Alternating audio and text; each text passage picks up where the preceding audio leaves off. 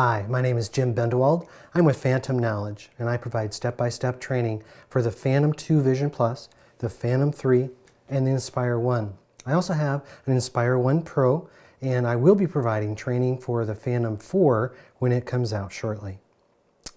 So today I want to talk about the problem of the Jello effect that is seen while filming with the Phantom 3. This is a problem having to do with the video nature of technology inside these cameras. There's three different ways that the camera is able to incorporate light or deal with light. And the first is called aperture.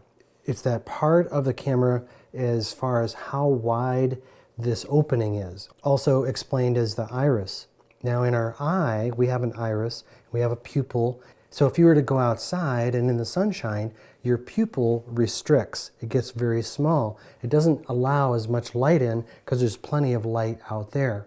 And so in order for your eye to be comfortable and for your sight to see clearly, your eye constricts, your pupil constricts. Now with the Phantom 3, the aperture is set at 2.8. Now with most DSLR cameras, you're able to change the aperture. And so the lower the number, the bigger the opening is. And that means that more light comes in. So the advantage is it's good for in darker situations to have wide open. And it's also good that if you're actually filming with a DSLR for shallow depth of field, what's called, but I don't want to get into that too much. But the disadvantage is that it's limited to just the 2.8. So this means that it's going to have a negative effect when it comes to filming. So another way to bring light into the camera is ISO. ISO is kind of a manufactured light. It ranges, in the Phantom 3, it ranges from 100 all the way up to 1600. And the higher the number, the disadvantage is it also creates more noise. So generally speaking, you don't want to have a lot of ISO, but if it's dark out, you go ahead, use the ISO, and it's helpful. But in the daytime, with the sunshine, you don't want ISO. You're going to turn it all the way down as low as possible. So with the Phantom, we're stuck at 2.8 for the aperture, so it's wide open, bringing in a lot of light. ISO isn't going to help us. That's only going to bring in more light. So the only other option inside the camera is shutter speed. So shutter speed is like blinking, and it means that less light comes in. So inside the DJI Go app, it gives you options for how big a frame you're using, whether you're shooting in 4K or 2.7K or 1080p. But then it also gives you options for frame rate. So you could be shooting at 24 frames per second, or 30 frames per second. I strongly recommend that you shoot at as high a frame rate as possible, because that also is going to give you a more fluid video, a smooth video. Whereas like 24 frames per second, which is the lowest that's offered, it's just slows it down, and it's just going to be more jumpy again. There's a general principle in filmmaking, and that is that you want your shutter speed to be twice what your frame rate is. So if your frame rate is 24 frames per second, your shutter speed should be about 50 frames per second. If your frame rate is 30 frames per second, then your shutter speed should be at 60. And if your frame rate is 60, then your shutter speed should be at 120.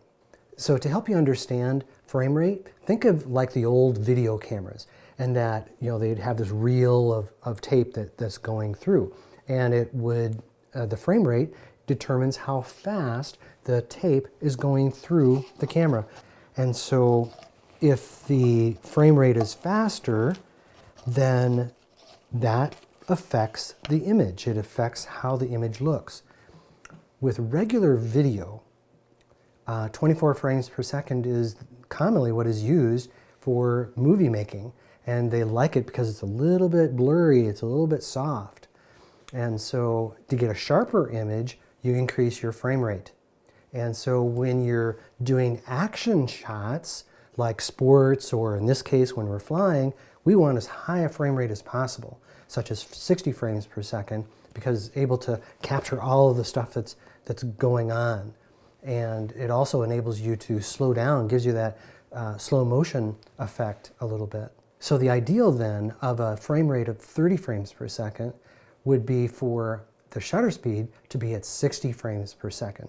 In order to allow the camera to bring the shutter speed down, what we need is a filter. And so you can buy an aftermarket filter through any, whomever you like to use, Amazon, B&H, Adorama, whatever vendor you like to use.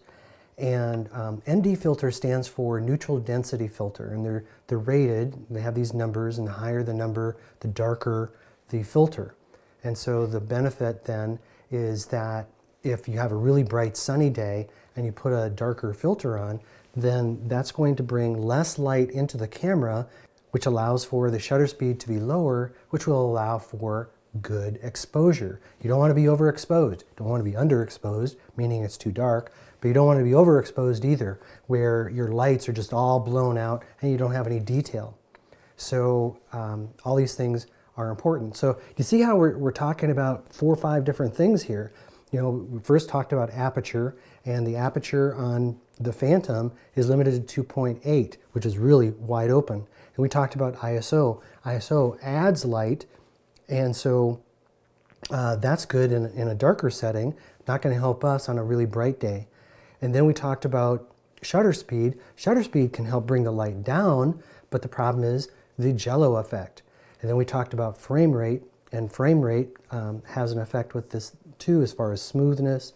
And remember, when you're doing action, you want to go at the higher frame rate.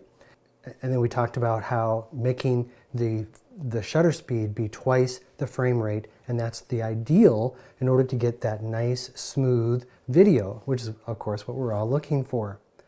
So I hope that you find this to be helpful and informative, that, yeah, I could have just said, go ahead and buy an ND filter, it'll help you out, but that this will actually give you some insight into why we recommend using a ND filter. Also, one other filter you might consider is a polarizing filter, which is what I'm using here, and it goes on my Inspire 1 Pro lens that I have. This is a zoom lens, and it's just really cool how you can add these filters and add lenses now to like an Inspire 1 Pro, which really gives us new technology, gives us new tools to be able to capture high-end video. I'm really looking forward to this year and all the filming that I'll be able to do, as well as the additional training. If you found this video to be helpful, I hope you give me a good thumbs up, become a member, and also check out Phantom Knowledge. For 1 month you can get started for $20, and then it's $10 after that per month, or annually it's $48. So check us out. I think that you'll find it to be very helpful, and see you next time.